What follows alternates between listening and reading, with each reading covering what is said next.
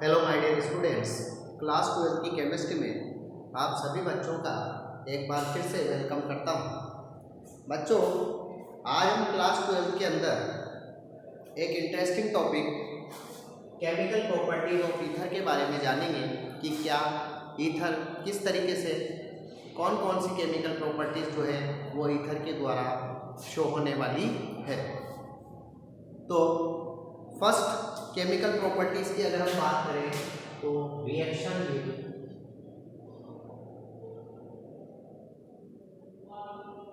HX, reaction with HX यानी halogen acid. तो reaction with halogen acid, जब हम ईथर की रिएक्शन हेलोजन एसिड के साथ कराते हैं तो हम एल्काइल हैलाइड जो है मेन प्रोडक्ट के फॉर्म में बनता है। जैसे कि HX की जगह हम HI यूज कर सकते हैं, HBr यूज कर सकते हैं या HCl यूज कर सकते हैं।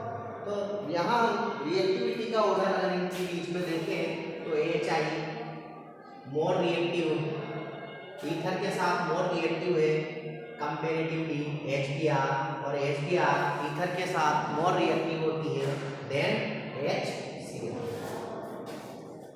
Due to size of halogen ion. तो इसको हम यहाँ समझने की कोशिश करते हैं। जब हम किसी ईथर की reaction, this is ROR, ether का रिएक्शन जब हम किसी हेलोजन एसिड के साथ कराते हैं तो यहाँ से CO बॉन्ड जो है वो ब्रेक होता है, और इस CO बॉन्ड के ब्रेक होने की वजह से यहाँ पर ROH और RBr यानी एल्किल हैलाइड प्लस एल्कोहल का फॉर्मेशन देखने को मिलता है। यदि हम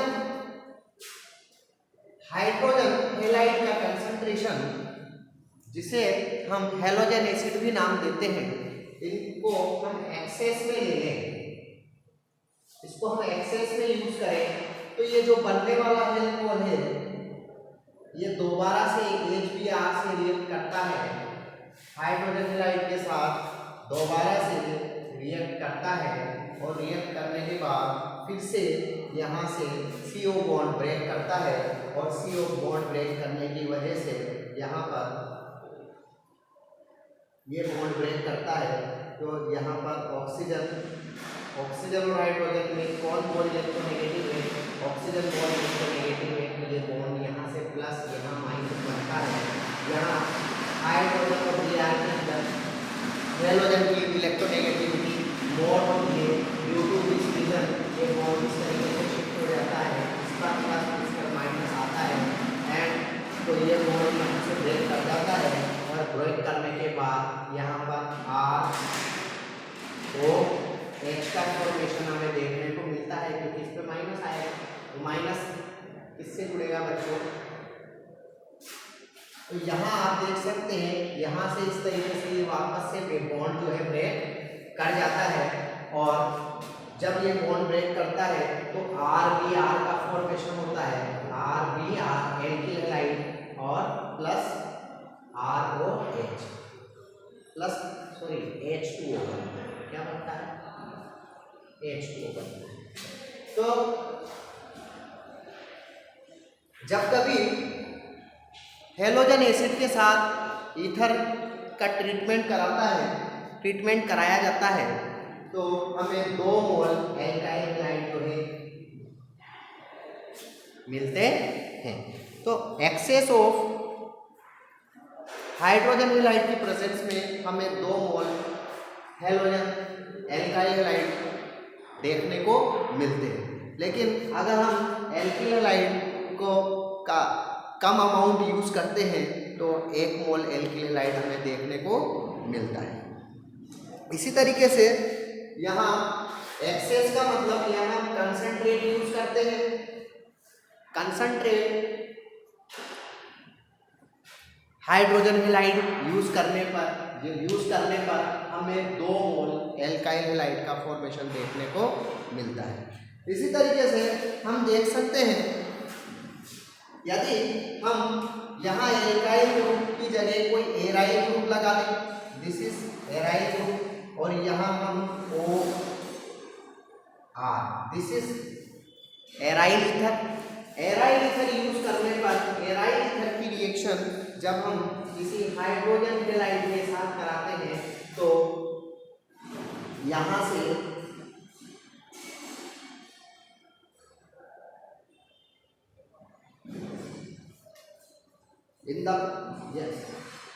यहाँ से ये ऑक्सीजन और एल्काइल बॉन्ड जो है ये ब्रेक करता है, और ये बॉन्ड ब्रेक होने की वजह से फिनोल के साथ एल्किल हैलाइड का फॉर्मेशन होता है। इस रिएक्शन के एराइल ग्रुप जब हम लेते हैं तो ऑक्सीजन और कार्बन बॉन्ड, जैसे कि यहाँ पर ऑक्सीजन और कार्बन बॉन्ड ब्रेक करता था, इस रिएक्शन के अंदर ऑक्सीजन और कार्बन बॉन्ड जो है वो ब्रेक नहीं करता है, नहीं करता है।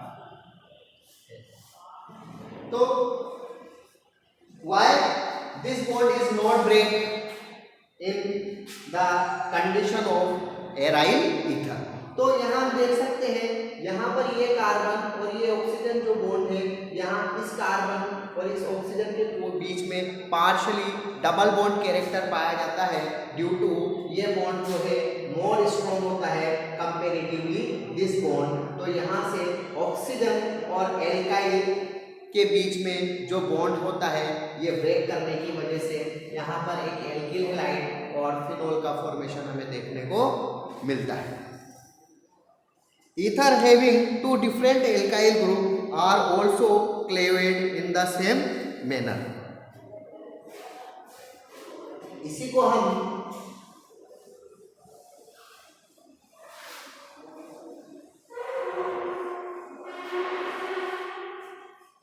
यदि किसी ईथर में 2 डिफरेंट एल्काइल ग्रुप मौजूद होते हैं, this is R alkyl group R and this is R base.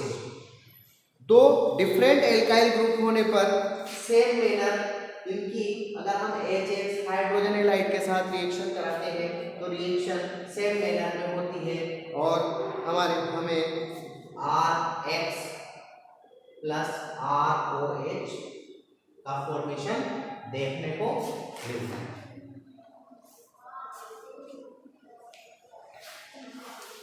यही रिएक्शन यहाँ एल्काइल ग्रुप हम चेंज करते हैं, यहाँ हम CH3 ले लेते हैं, यहाँ हम R की जगह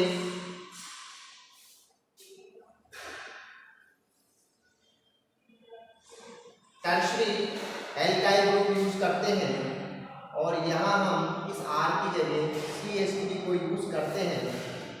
अब इसका रिएक्शन हम HX के साथ कराते हैं। जब हम इसका रिएक्शन HX के साथ कराते हैं तो एक्चुअल में ये रिएक्शन SN2 मैकेनिज्म को फॉलो करती है, बिकॉज X जो है इस कार्बन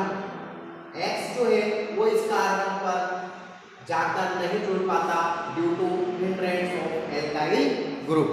तो एल्काइल ग्रुप के हिंड्रेंस होने की वजह से ये X जो है इस मिथाइल के साथ, यानी यहाँ पर ये वाला ऑक्सीजन कार्बन बॉन्ड टूटता है और यहाँ हमारे पास CH3X प्लस CH3 CH3 और OH का फॉर्मेशन। तो यहाँ एक टर्शरी एल्काइल अल्कोहल और प्राइमरी एल्काइल हैलाइड का फॉर्मेशन हमें देखने को मिलता है। तो डिफरेंट ईथर के अंदर जब 2 डिफरेंट एल्काइल ग्रुप होते हैं तो प्राइमरी एल्काइल ग्रुप जो है वो एल्काइल हैलाइड का फॉर्मेशन करता है, जबकि सेकेंडरी और टर्शरी एल्काइल हैलाइड जो ग्रुप होता है वो अल्कोहल का फॉर्मेशन करता है। इसके बाद हम इसकी नेक्स्ट रिएक्शन लेते हैं, that is electrophilic substitution, electrophilic substitution.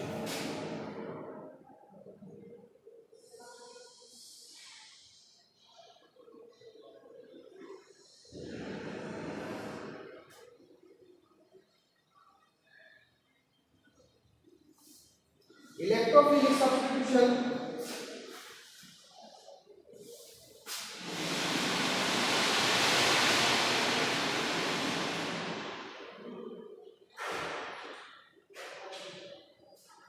main reaction of ether. Ether जो है इलेक्ट्रोफिलिक सब्स्टिट्यूशन जो है वो शो करते हैं। Why ether show electrophilic substitution, इसको हम समझने की कोशिश करते हैं। तो यहाँ हम एक ईथर बना लेते हैं। दिस इज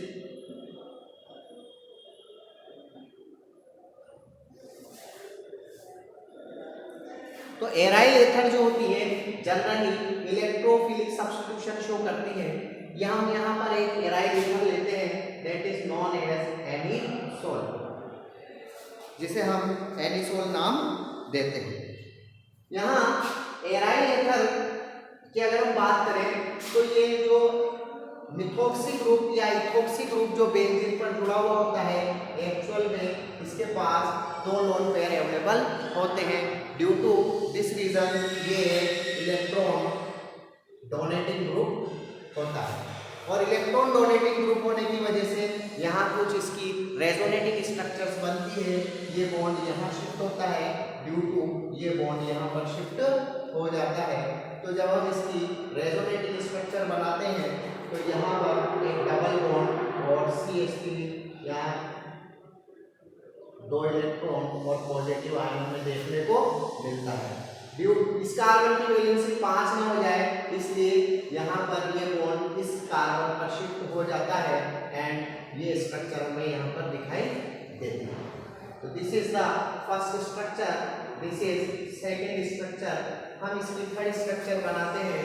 तो यहाँ जब हम इसकी थर्ड स्ट्रक्चर बनाते हैं तो ये बॉन्ड जब यहाँ शिफ्ट होता है तो ये यहाँ पर शिफ्ट हो जाता है, तो चार्ज यहाँ आ जाता है और इस तरीके से शिफ्टिंग हमें देखने को मिलता है। नेक्स्ट कंडीशन में जब हम इसकी नेक्स्ट रेजोनेटिव स्ट्रक्चर बनाते हैं तो नेक्स्ट रेजोनेटिव स्ट्रक्चर में ये बॉन्ड यहाँ शिफ्ट होता है, तो ड्यू टू ये यहाँ शिफ्ट कर जाता है। एक ही डायरेक्शन में शिफ्ट कराते चलते हैं।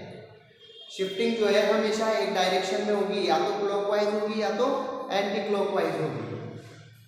तो इलेक्ट्रॉन डोनेटिंग ग्रुप जो होते हैं इनमें क्लॉकवाइज डायरेक्शन में हम शिफ्टिंग कराते हैं पाई बॉन्ड की, और यदि इलेक्ट्रॉन विड्रॉविंग ग्रुप जुड़ा हुआ है तो एंटी क्लॉकवाइज डायरेक्शन के अंदर जो है, यहाँ एंटी क्लॉकवाइज डायरेक्शन में वहाँ क्लॉकवाइज डायरेक्शन में शिफ्टिंग होगी। तो यहाँ हम जब डबल बॉन्ड यहाँ आता है ये यहाँ चला जाता है तो माइनस चार्ज यहाँ आ जाता है, और इस तरीके से हमारे को जो है स्ट्रक्चर दिखाई देती है। नेक्स्ट स्ट्रक्चर के अंदर हम देखते हैं पाई बॉन्ड की शिफ्टिंग पूरी तरीके से हो जाती है। ये पाई बॉन्ड यहाँ शिफ्ट कर जाता है, ड्यू टू दिस रीजन ये पाई बॉन्ड जो है पुणे ऑक्सीजन पे दोबारा ऑक्सीजन पर चला जाता है, और इस तरीके से वापस। तो यहाँ हम देख सकते हैं this is third structure, this is fourth structure and this is fifth structure. तो यहाँ हम देख सकते हैं कि यहाँ फर्स्ट स्ट्रक्चर और फिफ्थ स्ट्रक्चर में हम देखते हैं कि शिफ्टिंग ऑफ पाई बॉन्ड जो है उसकी डायरेक्शन चेंज हो चुकी है। तो यहाँ हमने देखा कि due to alkoxy group on benzene ring it is a electron donating group. Due to this reason ये बेंजीन की ऑर्थो एंड पैरा पोजीशन को, this is ortho this is para, तो ऑर्थो और पैरा पोजीशन को, ortho and this is para, ortho और para position को electron rich बना देती है। ड्यू टू यहाँ पर जब भी कोई ऐसी कंडीशन में जब एराइल ईथर पर कोई इलेक्ट्रोफाइल अटैक करता है, इलेक्ट्रोफाइल अटैक करता है क्योंकि इलेक्ट्रोफाइल जो है ये इलेक्ट्रॉन लेस स्पीशीज होती है, यानी तो उस सेंटर पर अटैक करती है जहां पर इसको इलेक्ट्रॉन डेंसिटी ज्यादा दिखाई देती है। तो हम जानते हैं कि ईथर के अंदर एल्कोक्सी ग्रुप होने की वजह से ईथर की बेंजीन रिंग की ऑर्थो और पैरा पोजीशन जो है वो इलेक्ट्रॉन नेगेटिवली चार्ज्ड हो जाती है और वहां इलेक्ट्रोफाइल आसानी से अटैक करके ऑर्थो और पैरा प्रोडक्ट का फॉर्मेशन कर सकता है। Due to this reason electrophilic substitution is the main reaction of ether. अब हम कौन कौन सी ये इलेक्ट्रोफिलिक सब्स्टिट्यूशन रिएक्शन देते हैं इसके बारे में बात करते हैं। तो सबसे नंबर 1 हम पहले देखते हैं इलेक्ट्रोफिलिक सब्स्टिट्यूशन में सबसे पहले हम इसकी रिएक्शन देखते हैं, that is halogenation.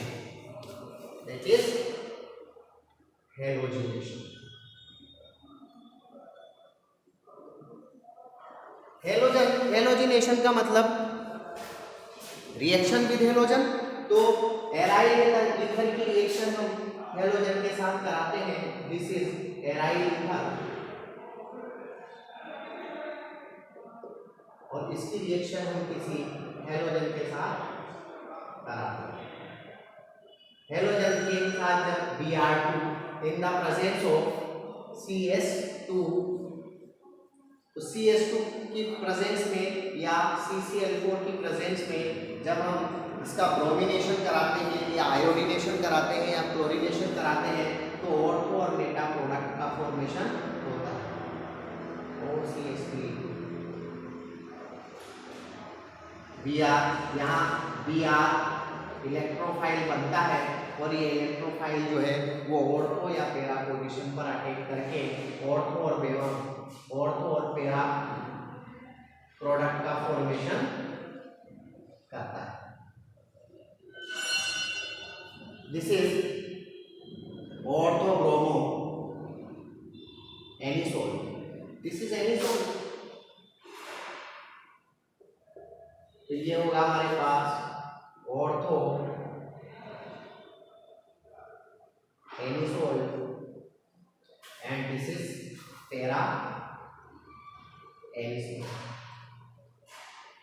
Para ortho bromo anisole, bromo anisole and this is para bromo anisole. तो इस तरीके से ऑर्थो ब्रोमो एनिसोल और पैरा ब्रोमो एनिसोल का फॉर्मेशन होता है। यहाँ प्रोडक्ट जो पैरा प्रोडक्ट होते हैं ऑलवेज मेजर प्रोडक्ट होते हैं, जबकि ये माइनर प्रोडक्ट बनते हैं। Para product always major product बनते हैं क्योंकि इनके अंदर सिमेट्री ऑफ मॉलिक्यूल पाई जाती है। इसके अलावा हम नेक्स्ट रिएक्शन देख सकते हैं नाइट्रेशन। नाइट्रेशन की अगर हम बात करें तो नाइट्रेशन एराइल ईथर की रिएक्शन जब हम in the presence of concentrate H2SO4 nitric acid के साथ कराते हैं, नाइट्रिक एसिड के साथ कराते हैं तो यहाँ सबसे पहले एक NO2 इलेक्ट्रोफाइल जनरेट होता है, नाइट्रोनियम आयन एक इलेक्ट्रोफाइल जनरेट होता है। यह नाइट्रोनियम आयन जो है ये बेंजीन की ऑर्थो और पैरा पोजीशन पर, because due to this electrophile यह बेंजीन की ऑर्थो और पैरा पोजीशन पर अटैक करके ऑर्थो और नाइट्रो प्रोडक्ट बनाता है, NO। तो यहाँ इसको नाइट्रो एनिसोल और इसको हम नाम देते हैं पैरा एनिसोल। तो नाइट्रो एनिसोल और पैरा नाइट्रो एनिसोल का हमें मिक्सचर बनता है।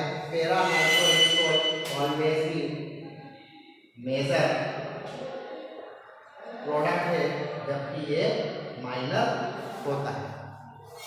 इसके अलावा हम और रिएक्शन इसकी देख सकते हैं, Friedel-Crafts alkylation and Friedel-Crafts acylation. Friedel-Crafts alkylation and Friedel-Crafts acylation. Third reaction, Friedel-Crafts alkylation. Friedel-Crafts alkylation यानी हम एराइल ईथर की रिएक्शन कराने वाले हैं किसी एल्काइल हैलाइड के साथ in the presence of anhydrous AlCl3 और CH2 कार्बन डाइसल्फाइड। तो यहाँ हम जब किसी एराइल ईथर की रिएक्शन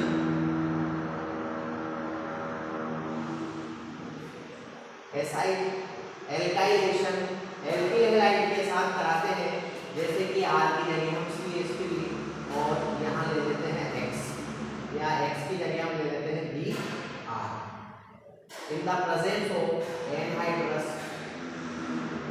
AlCl3 और CH2 भी हम यहाँ पर ले सकते हैं। तो यहाँ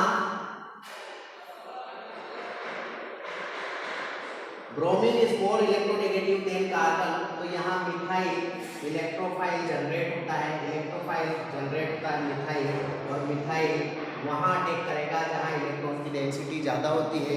तो हमें पता है कि इलेक्ट्रॉन की डेंसिटी बेंजीन रिंग की ऑर्थो और पैरा पोजीशन पर ज़्यादा होती है। ड्यू टू दिस रीजन यहाँ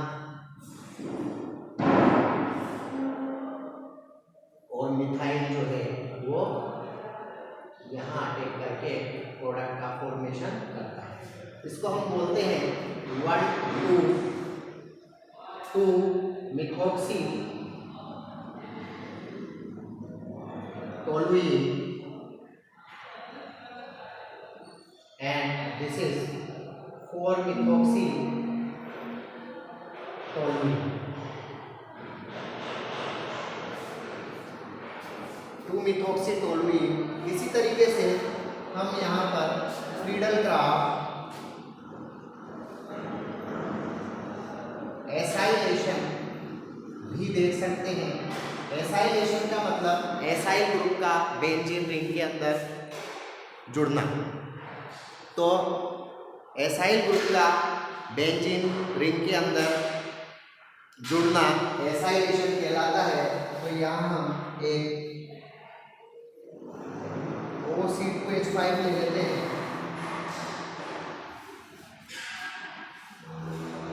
और यहाँ पर एक एसाइल CH3COCl ग्रुप हम ले लेते हैं। This is acyl halide.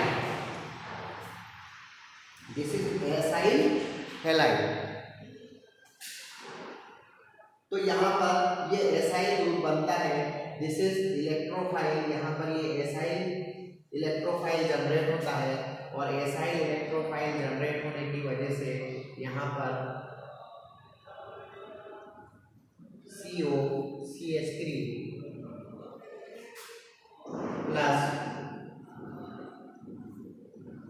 OC2H5 COCH3 बनता है, जिसे एसीटोफिनोन नाम दिया जाता है। तो 2-methoxy एसीटोफिनोन, या यहाँ पर अब की बार मिथॉक्सी की जगह हमने इथॉक्सी लिया तो नाम देंगे 1,2,2-ethoxy acetophenone and this is 4-ethoxy acetophenone. तो इस तरीके से फ्रीडल-क्राफ्ट एसाइलेशन के थ्रू एसीटोफिनोन का फॉर्मेशन होता है। ऑर्थो इथॉक्सी एसीटोफिनोन या पैरा इथॉक्सी एसीटोफिनोन भी हम इसे कंसीडर कर सकते हैं। तो जनरली जब भी हम इलेक्ट्रोफिलिक सब्स्टिट्यूशन एराइल ईथर का इलेक्ट्रोफिलिक सब्स्टिट्यूशन कराते हैं तो जनरली हमें ऑर्थो और पैरा प्रोडक्ट का फॉर्मेशन देखने को मिलता है by the electrophilic substitution of